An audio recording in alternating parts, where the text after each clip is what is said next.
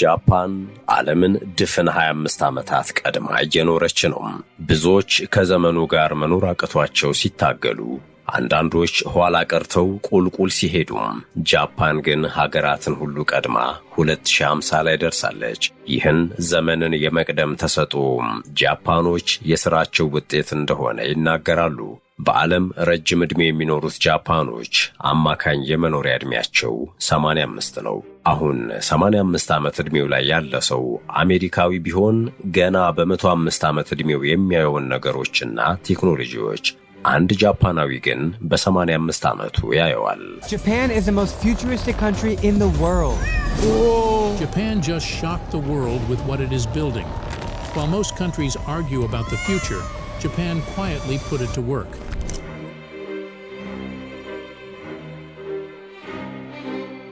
ውድ ቤተሰቦች ለዛሬ የመጪውን ዘመን ፊውቸሪስቲክ ሀገር ስለምትባለው ዓለምን በ25 ዓመታት ስለቀደመችው ጃፓን አስገራሚ ነገሮች እናወጋቸዋለን።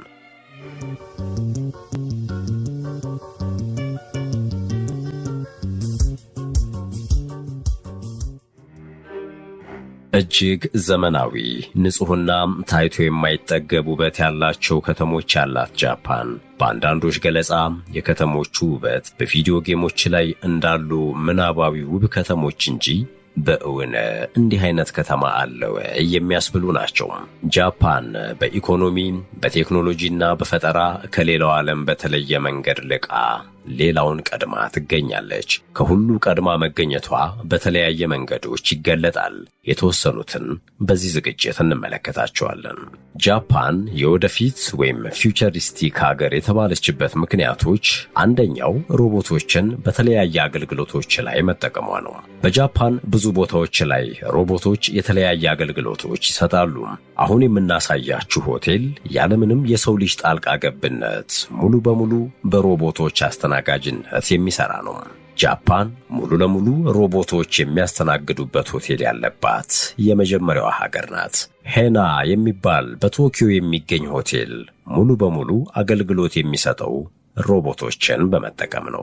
ከእንግዳ መቀበያ ጀምሮ እንግዶችን የመኝታ ክፍሎችን ከማስመረጥ ጀምሮ ከዚያም በመቀጠል ሻንጣዎችን ወደ ክፍል በመውሰድ እንግዶች ወደ ክፍላቸው ከገቡ በኋላ ለሚያስፈልጋቸው ማንኛውም አይነት አገልግሎቶች ሁሉ ስራዎች የሚሰሩት ሮቦቶችን በመጠቀም ነው። ይህን ሄና የተባለ በዓለም የመጀመሪያ ሮቦቶች የሚያስተናግዱበት ሆቴል በጊነስ ቡክ ኦፍ ሪከርድስ ሙሉ በሙሉ ሮቦት አስተናጋጆችን የሚጠቀም የመጀመሪያው ሆቴል በሚል ስሙ ተመዝግቧል። ጃፓንም ሙሉ ለሙሉ በሮቦት የሚሰራ ሆቴል ያላት የመጀመሪያው ሀገር ተብላለች።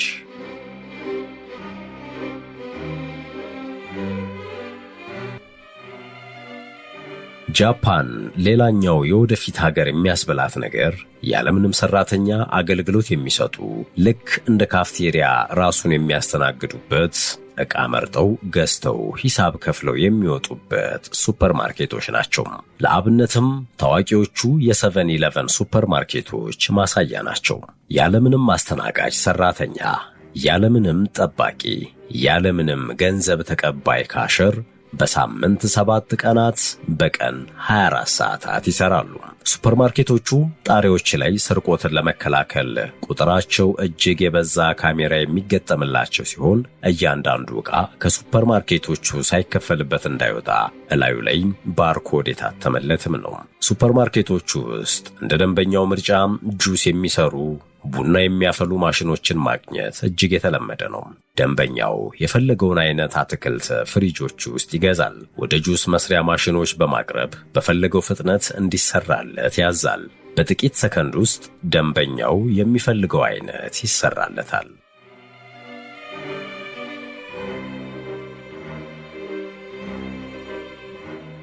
ጃፓኖች እረፍት አያውቁም የሚባሉ የዓለማችን ሕዝቦች ናቸው። አንድ ጃፓናዊ በቀን በትንሹ 16 ሰዓት ይሰራል። ጃፓኖችን ባቡር ውስጥ ተኝቶ መመልከት እጅግ የተለመደ ተግባር ነው። በሌላ ዓለም ሬስትሩም ሲባል ለመጸዳጃ ቤቶች የተሰጠውን ስያሜ ከትክክለኛ ስያሜው ጋር ያገናኙት ረጅም ሰዓት በሥራ ያሳልፋሉ የሚባሉት ጃፓኖች ናቸው።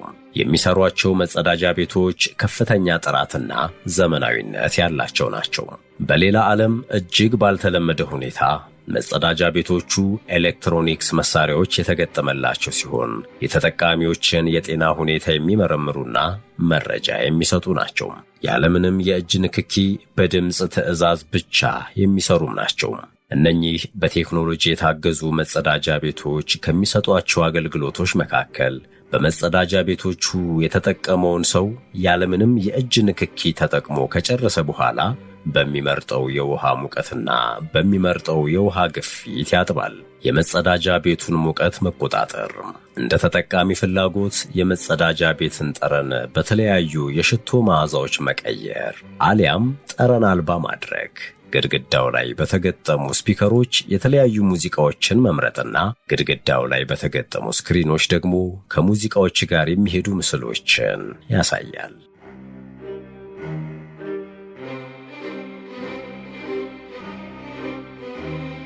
አንድ ወደ መጸዳጃው ሊጠቀም የገባ ሰው አማራጭ ላይ ካሉ ድምጾች የፏፏቴ ድምጽ እንዲመጣለት ከመረጠ ግድግዳው ላይ የተገጠመው ስክሪን ወዲያውኑ ወደ ጫካነት ይቀየራል። በሥራ ላይ የዋለው ጃፓናዊ በአንድ ቅጽበት ከቶኪዮ የሕንፃ ጫካ ወደ አማዞን የዛፍ ጫካ ይገባል።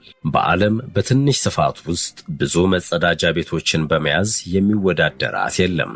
ሁሉም የሚባሉ አገልግሎት ሰጪ ድርጅቶች ለደንበኞቻቸው ንጽህና በነፃ አገልግሎት የሚሰጡ መጸዳጃ ቤቶችን ያዘጋጃሉ።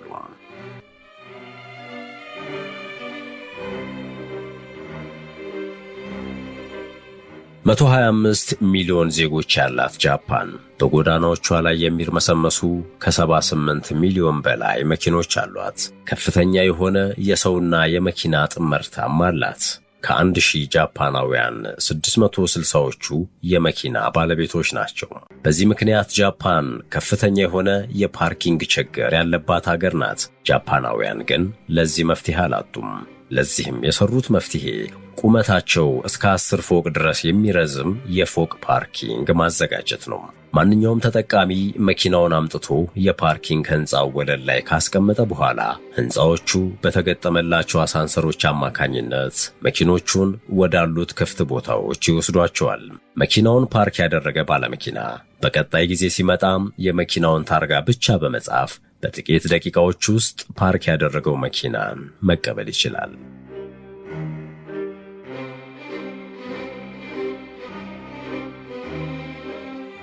የተአምር ምድር የምትባለው ጃፓን ተአምሯ በዚህ ብቻ አያበቃም።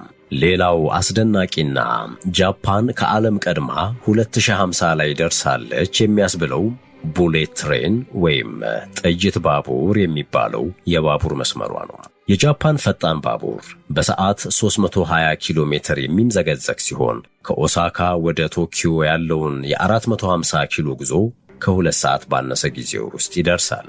የጃፓን ባቡሮች በሰዓታቸው የሚደርሱ ሲሆን ጃፓን ውስጥ ማርፈድ የማይታሰብ ነገር ነው። እነኚህ ጥይት ባቡሮች ከተራው የባቡር አገልግሎት ውድና ለተሳፋሪዎቻቸው ምቾትን የሚሰጡ ናቸው። ዝምታን አብዝተው የሚወዱት ጃፓኖች በእነኚህ ውድና ፈጣን ባቡሮች ውስጥ ስልክ ማውራትንም ሆነ ጮክ ብሎ አጠገብ ካለ ሰው ጋር መነጋገርን ይከለከላሉ።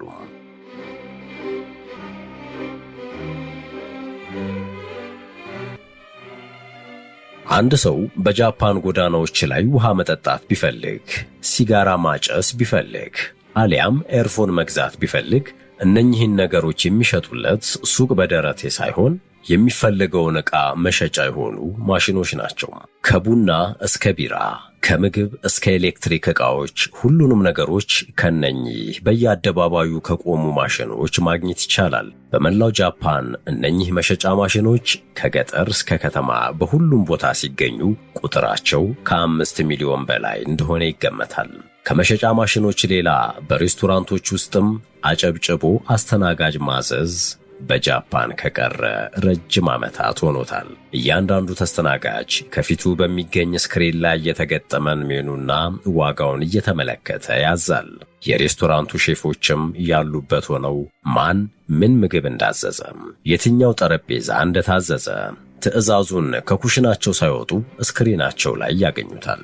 ደንበኞች የተቀመጡበት ቦታ ሆነው ከፊት ለፊታቸው ያለ ስክሪን ላይ ያዘዙትን ምግብ አንዳንዴ በሮቦቶች አንዳንዴም በአስተናጋጆች ይመጣላቸዋል።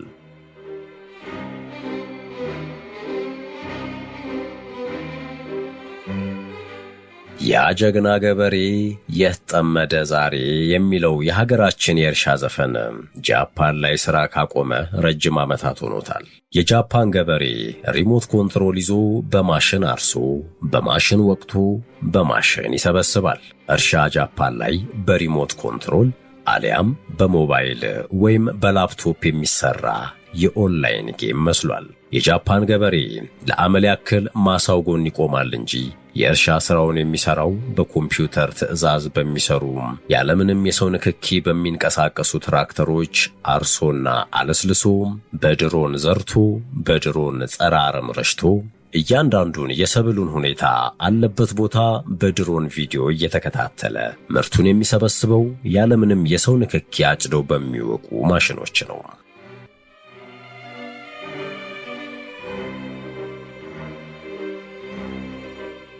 ለመጀመሪያ ጊዜ ሲቲ ስማርት የሚባል ሐሳብ በጃፓን የተዋወቀ ሲሆን ብዙ ታላላቅ ከተሞቿም በስማርት ሲቲ ደረጃ የሚመደቡ ናቸው። ቶኪዮ፣ ዮኮሃማ፣ ኦሳካ፣ ኪዮቶ እና ሌሎችም 150 ከተሞች ስማርት ሲቲ ሲሆኑ የከተሞቹ ተፈጥሮ፣ የኢኮኖሚ ምንጭና ሌሎቹ ሁኔታዎች ላይ ተመርኩዞ ትኩረታቸውን ይወስናሉ። ስማርት ሲቲ ማለት የኢንፎርሜሽን ቴክኖሎጂን በመጠቀም የሚሰበሰቡ መረጃዎችን በመተንተን የነዋሪዎችን ሕይወትና አገልግሎት አሰጣጥ ለማቅለል የሚረዳ አሰራር ነው። ነባሩን የከተሞች ችግር በዘመናዊ ቴክኖሎጂ በመታገዝ የሚቀርፍ ነው።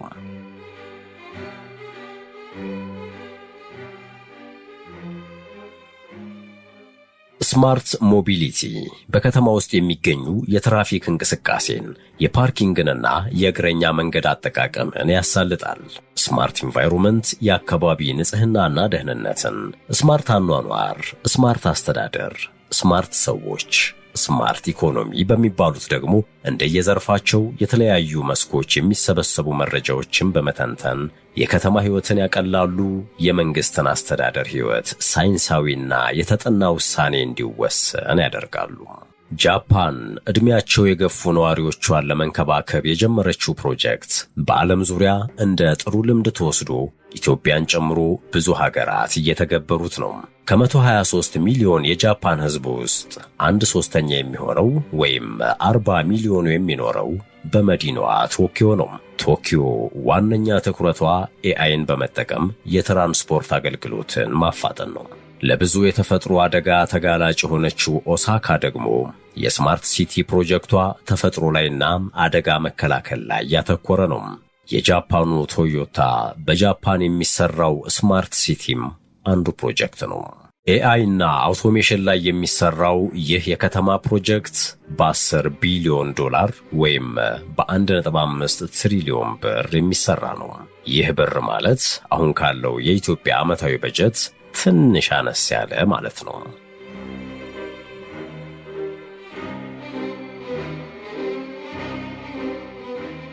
የቶኪዮ ስማርት ሲቲ በዋናነት ትኩረቱን ያደረገው ትራንስፖርትና የሕዝብ ደህንነት ላይ ነው። ቶዮታ እየሰራች ያለችው ስማርት ከተማ ውቭን ሲቲ ትባላለች።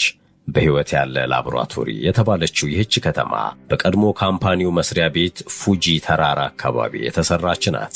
የከተማዋ አንደኛ ዙር ግንባታ በመስከረም 2015 በይፋ ተጠናቆ ነዋሪዎቿም ገብተውባታል። የመጀመሪያ ነዋሪዎች የሆኑት የቶዮታ ካምፓኒ ነዋሪዎች ወደ ከተማዋ ገብተዋል። ይህች ዘመናዊ ቤተ ሙከራ የሆነች ከተማ ዓላማዋ የተለያዩ የቴክኖሎጂና ፈጠራ ሥራዎችን ለመሞከር ሲሆን ቴክኖሎጂዎችን ትክክለኛ የከተማ ሕይወት ላይ እንደተሞከረም የሚታይበት ነው። በዚህች ከተማ ውስጥ አገልግሎት ላይ የሚውሉ መኪኖች ራሳቸውን በራሳቸው የሚነዱ ኦቶኖመስና የግሪን ጋዝ ልቀታቸው ዜሮ የሆነ ቶዮታ ኢፕሌት የሚባሉ መኪኖች ናቸው። ከተማዋ በአገልግሎታቸው የተከፋፈሉ መንገዶች ሲኖሯት ራሳቸውን በራሳቸው ለሚያሽከረክሩ መኪኖች፣ ለሳይክልና ስኩተሮች፣ ለእግረኛ መንገድ ተብሎ የተከፈለ ነው። ከመሬት በታች ደግሞ ለዕቃ ማመላለሻ ተብሎ የተሰሩ መስመሮች አሉ። መኖሪያዎቹ ስማርት ቤቶች ሲሆኑ በቤት ውስጥ ያሉት ቁሳቁሶች ሴንሰር የተገጠመላቸውና በኤአይ የሚሰሩ ናቸው። ለተለያየ አገልግሎት የሚውሉ ሮቦቶችም አላቸው። ከተማዋ የኃይል ምንጯ ሙሉ ለሙሉ የታዳሽ ኃይል ሲሆን ከሃይድሮጅን ፊውልና ከሶላር ፓኔሎች ብቻ የሚያስፈልጋትን ኃይል ሁሉ ታገኛለች።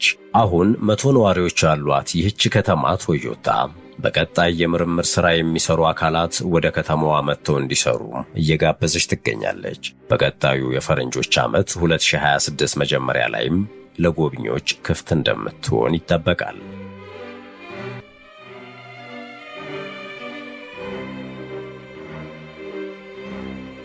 ጃፓን አሁን በያዘችው ዕቅድ 2060 ቤት ውስጥ የሚኖሩ ሮቦቶችን ለመስራት አቅዳለች። በሁለተኛው የዓለም ጦርነት ሙሉ ለሙሉ ወድማ የነበረችው ጃፓን እጅግ በጣም በሆነ ሁኔታ አንሰራርታ ዳግም በዓለም አቀፍ ደረጃ ግዙፍና ቀጣይነት ያለው ኢኮኖሚ መገንባት ችላለች። የተሻለ ኢኮኖሚ ከመገንባትም አልፋ ዜጎቿ ዛሬን ተሻግረው ነገን እንዲኖሩ እያደረገች ነው። ከሌላው ዓለም በተለየም በተሻሻለ ፈጠራ ሕዝቧን ተጠቃሚ እያደረገች ነው። ሌላው ዓለም ያለውን የ25 ዓመታት ልዩነት ያጠበው ይሆን ወይስ ጃፓን ወደ 50 ታሰፋው ይሆን? አብረን የምናየው ይሆናል።